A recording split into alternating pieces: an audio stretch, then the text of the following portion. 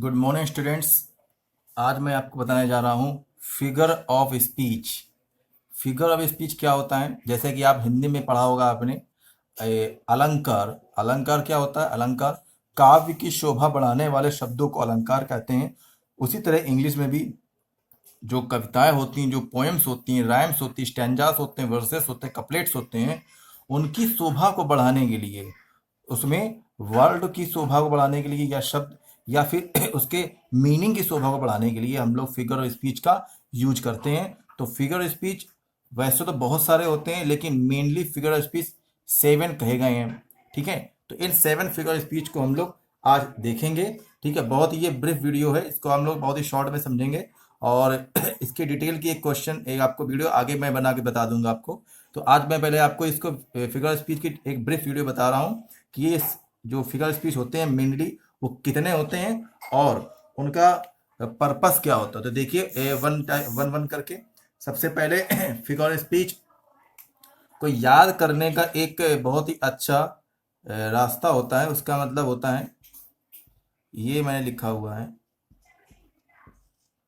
Shampoo. Shampoo तो आप जानते होंगे, शैम्पू क्या होता है? ठीक बताया, इससे क्या होता है? ठीक है, सब लोग अपने हेयर वॉश करते हैं। ठीक है, तो शैम्पू लिखा हुआ है ये। इसी शैम्पू, ये एक प्रकार की ट्रिक है, इससे हम सातों फिगर स्पीच क्या कर सकते हैं? लर्न कर सकते हैं। तो वो कैसे लर्न करेंगे? देखिए, वो फिगर स्पीच कौन कौन से होते हैं मैं आपको बताता हूँ। शैम्पू एस, एस मतलब होता है सिमली। एच, एच मतलब होता है हाइपरबल। एम, एम मतलब सॉरी ए मतलब होता है अपोस्ट्रोफी। एम मतलब होता है मेटाफर। पी मतलब होता है पर्सोनिफिकेशन। ओ मतलब होता है ऑक्सीमोरन और लास्ट ओ मतलब होता है ओनोमोटोपोइया। तो ये 7 आपके फिगर स्पीच होते हैं और इसको वर्ड को याद रख लीजिए आप, तो आपको वो फिगर स्पीच याद रहेंगे।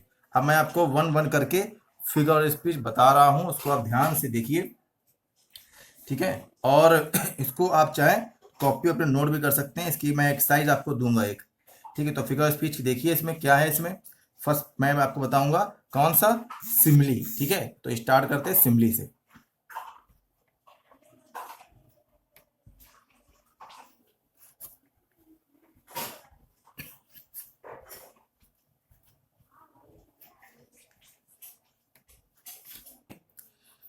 इसमें आपको याद रखना है कि कोई भी लाइन अगर आ जाए, पोयम की कोई भी लाइन आ जाए, उस लाइन में अगर ये 3 वर्ड आपको दिख रहे हैं, ध्यान से सुनिएगा। पोयम की कोई भी लाइन आ जाए, उस लाइन में अगर आपको ये 3 वर्ड दिख रहे हैं, लाइक, एस या सच, तो उसमें सिमली होता है। ठीक है, लाइक का मतलब की तरह, एस के जैसा, सच माने जैसा, इन तीनों मतलब एक सही होता है मोस्टली। ये अगर वर्ड आ जाते हैं, ठीक है, तो उसको हम लोग सिमली कहेंगे। देख लेते हैं एक सेंटेंस इसका हम लोग कैसे कहेंगे।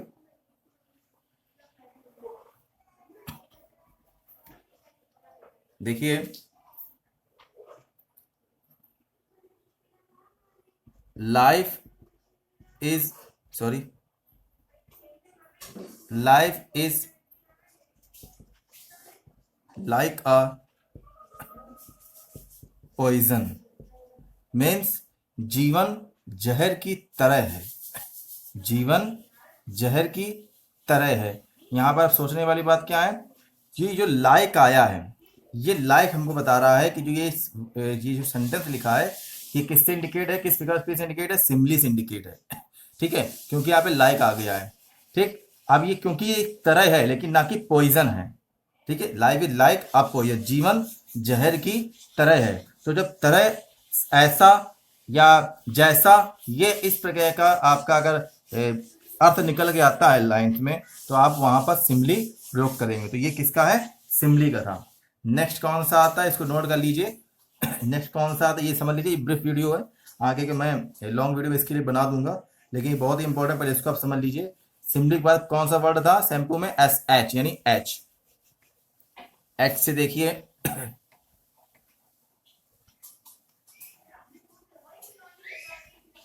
एच मतलब होता है हाइपरबल। ये बहुत ही अच्छा फिगर स्पीच होता है।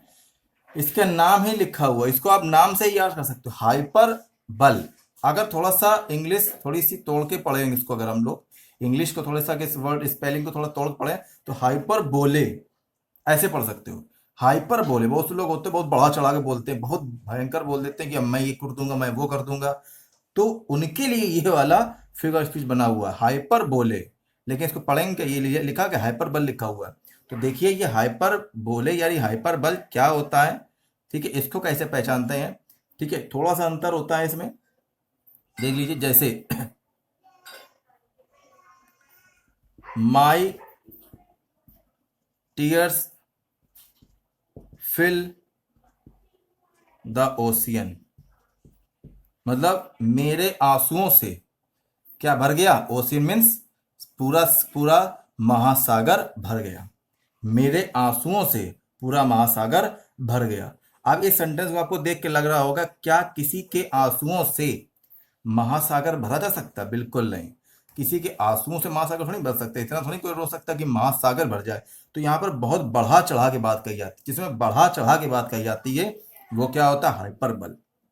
ठीक है, जितने भी फिल्मी सॉन्ग बनते हैं, जितने भी होते हैं, वो सब आपके हाइपरबल भी मोस्टली इंक्लूड किए जाते हैं। ठीक, जैसे मैं एक सेंटेंस और लिख देता हूँ मैं इसका, देख लीजिए एक सेंटेंस और लिख देता हूँ,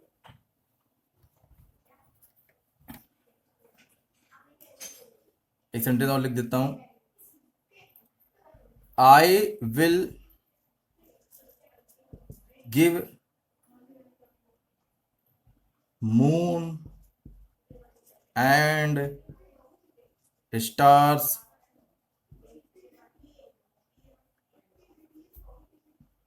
टू यू, मतलब मैं आप तुम्हारे लिए चांद तारे तोड़ के ला सकता हूं, या मैं तुम्हारे चांद तारे तोड़ लाऊंगा। तो क्या कोई किसी के लिए चांद तारे तोड़ के ला पाएगा? बिल्कुल नहीं लोग कर पाएगा कि कहाँ चांद तारे कहाँ मैं यानी इंसान। तो ये हाइपर बल है। तो इसकी बात इसलिए कही जाती ताकि व्यक्ति को पूरी तरह से भरोसा हो जाए कि वो ऐसा कर सकता, वो उससे कितना प्रेम करता है। ठीक है, वो टीएस वाला एग्जाम्पल क्या था, मतलब वो इतना रोया या वो इतना रोएगा, ठीक है, मतलब वो बहुत रोया, वो अपने ये बात बताने की कोशिश कर रहा है, तो इसलिए हम लोग हाइपरबल का यूज करते हैं। नेक्स्ट क्या था, समझ में आ गया होगा आपके। नेक्स्ट देखिए, नेक्स्ट क्या है,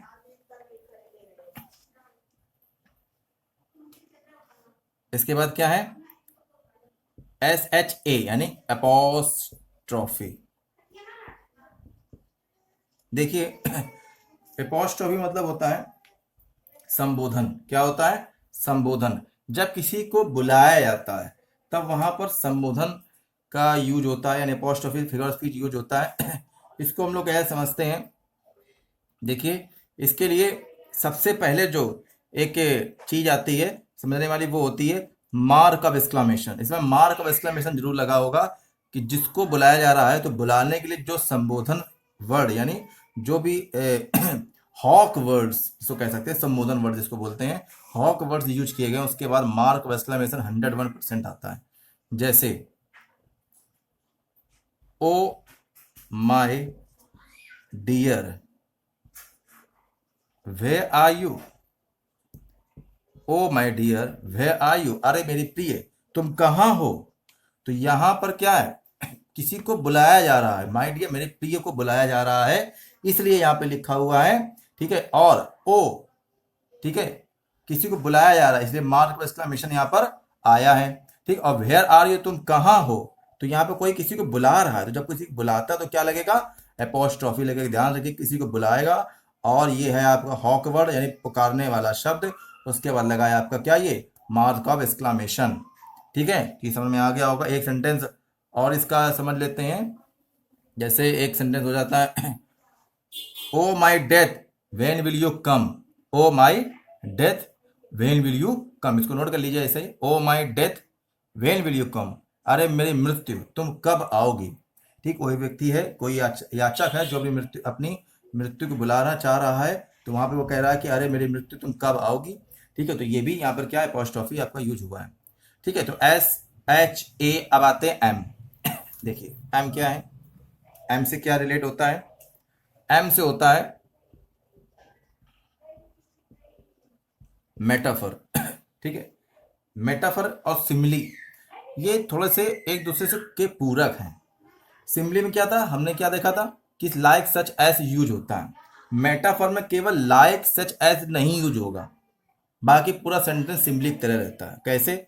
जैसे हमने वहां पे एग्जांपल आपको दिखाया था, life is like a poison, ठीक है, तो वहां पर लाइक हटा देंगे हम लोग, ठीक, तो सेंटेंस क्या बनेगा, लाइफ इज अ पॉइजन, जीवन एक जहर है।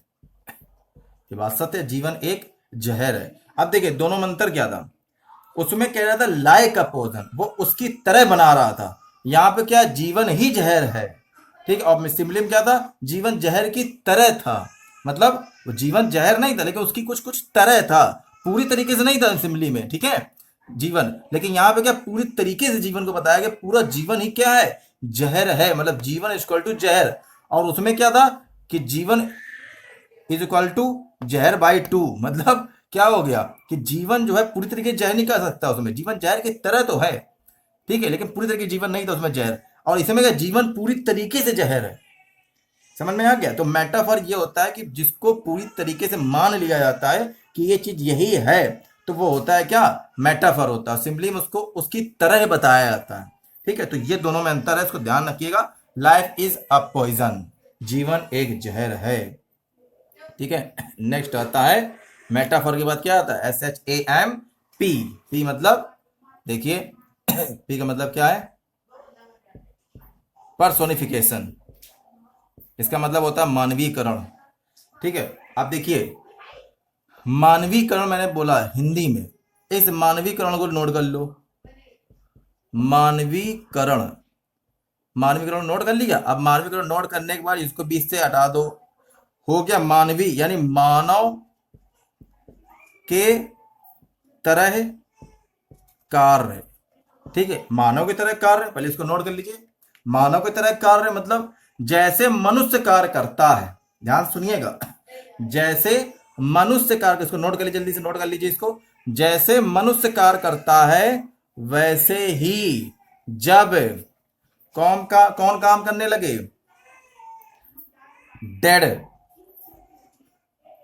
आइडियाज या फिर फीलिंग, ठीक है, जब जैसे मनुष्य कार्य करता है उसकी तरह डेड आइडिया, मरे हुए विचार या फिर हमारी जो भावनाएं होती हैं वो कार्य करने लगे, तो वहां पे होता है क्या, पर्सोनिफिकेशन होता है। ध्यान रखिएगा, जब मरे हुए विचार हमारे काम करने लगते हैं, ठीक है, मनुष्य की तरह, ठीक है, तो वहां पे ये चीज यूज की जाती है। कैसे, देखिए देखिए ध्यान से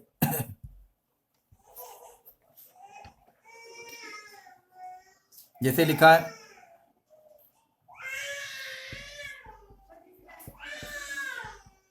opportunity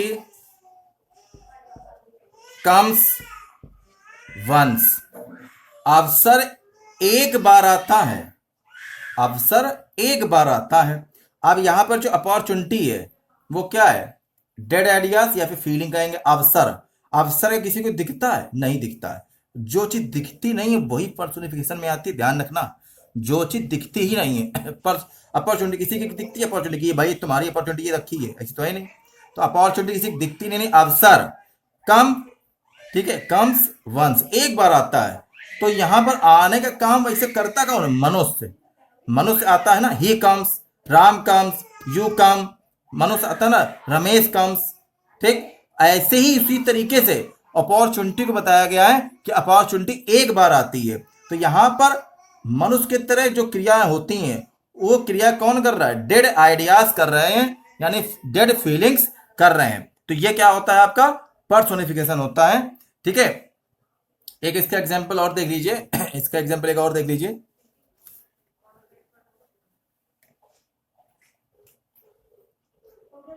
ANXIETY, anxiety is sitting upon your face, मतलब एनाग्जिटी मतलब क्या होता है, एनाग्जिटी मतलब क्या होता है, चिंता।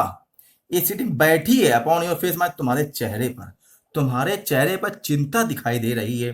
तो चिंता दिखाई दे रही, किसी की चिंता दिखती है कि भाई ये व्यक्ति है, ये इसकी चिंता, ऐसी तो है नहीं, ठीक है, तो ये दिख तो रही नहीं है, मतलब वो क्या है, उसको समझा जा रहा है, उसको महसूस किया जा रहा है, ठीक है, तो ये फीलिंग है, तो उसको महसूस किया जा रहा है इसका मतलब क्या हो गया, ठीक है, वो एक प्रकार की डेड आइडियाज है या डेड फीलिंग है, और वो बैठी है, किसके बैठी है, किसी के चेहरे पर बैठी है। तो बैठने का काम करता कौन है, मनुष्य करता है, ठीक है। He sitting, Ramesh is sitting, Mohan is sitting, father is sitting, mother is sitting, ठीक है, ये लोग सब करते हैं। सोनिफिकेशन हो गया SHAMP, फिर आता है O, ठीक है। तो अब O के बारे में लिखते हैं हम लोग। O क्या स्टेट करता है, O स्टेट करता है, ठीक है, मैंने बताया था आपको, ऑक्सीमोरन। ये बहुत ही एक नंबर का आपका फिगर स्पीच है, बहुत ही फिगर अच्छा फिगर स्पीच है, ठीक है। इसका मतलब होता, अभी आपको केवल 7 फिगर स्पीच बताए, मैंने बता दिया है, अभी बहुत से फिगर स्पीच आपको बताने हैं, ठीक है, कम से कम 15 फिगर स्पीच बताने हैं, लेकिन अभी 7 ये मेन है, ये बेसिक, क्योंकि यही समझ नहीं आएंगे आपको तो आगे वाले बिल्कुल समझ नहीं आएंगे, ठीक है। तो पहले इनको इसलिए मैं बता रहा हूँ आपको, ऑक्सीमोरन। इसका दूसरा एक आपको मिलेगा, तो बाद में आपको पढ़ाऊंगा बाद में। तो इसका मतलब होता क्या है, पहले वो देख लीजिए। इसका मतलब होता है विरोधाभास, ठीक है, विरोधाभास।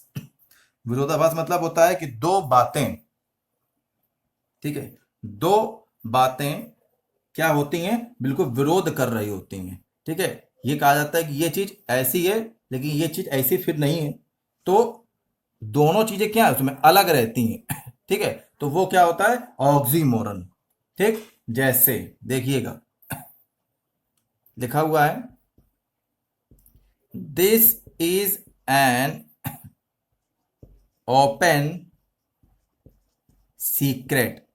अब देखिए, लिखा है यह एक खुला हुआ रहस्य है, ठीक है, खुला रहस्य, ठीक है। दो बातें हैं, पहले तो ओपन है और फिर वो रहस्य है।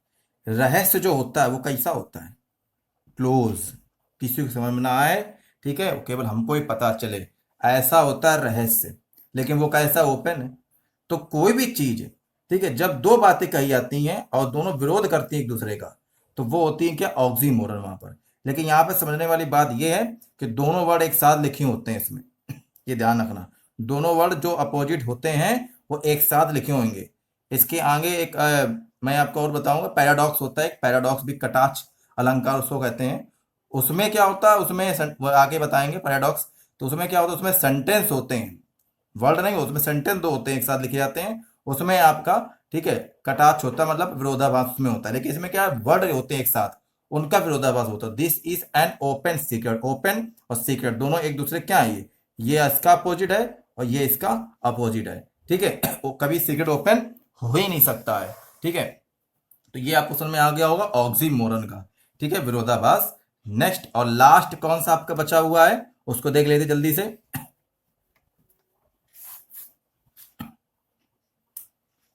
देखिए, ओनोमोटोपोइया। ओनोमोटोपोइया मतलब होता है ध्वनि सूचक अलंकार।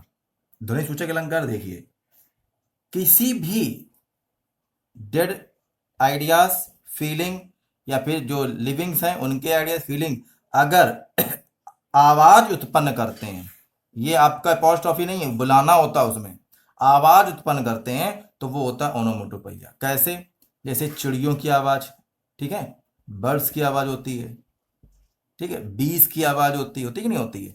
तो चिड़िया आवाज कहती है, चिप्स चिप्स करती हैं ये, ठीक है। बीज क्या होती है, बज, ठीक। तो ये आवाज, ठीक है। डोर खुलता है उसकी आवाज, ठीक है। तो स्नेक हिस, ठीक। और कैट की म्याऊं, तो ये सभी कितनी जो आवाजें होती हैं जानवर की, ठीक है, या भी किसी भी लिविंग या नॉन लिविंग किसी की भी मतलब आवाज निकलती है, ठीक है, तो वहां पर होता है ओनोमोटोपोइया, ठीक। तो इस सेंटेंस को, इसमें एक सेंटेंस देख लेते हैं, सेंटेंस क्या है, ठीक है, ध्यान रखें, ध्वनि सूचक होता है, इसको कहते हैं सेंटेंस। देख लेते हैं इसका सेंटेंस क्या है वो,